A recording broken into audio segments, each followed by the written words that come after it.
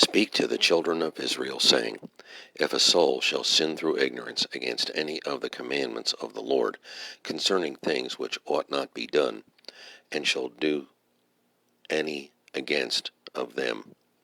Leviticus 4:2. The words through ignorance prove that man, whether he be a chief priest or a common person, cannot know, at least in totality, what sin is.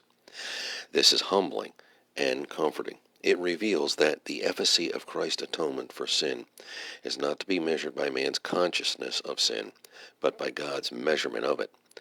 To believe this fact fills the heart with a divine peace.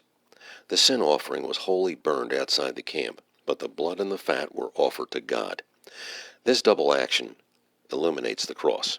Jesus suffered outside the camp, thereby showing how abhorrent to God is sin, yet at the same time was his precious blood and the fat, his inward personal excellence, most holy.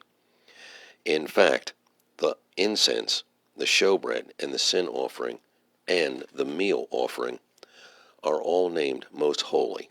Thus the Spirit of God, when speaking of Jesus as a man or as an offering for sin, repeats with emphasis that he was, in his entire being, most holy.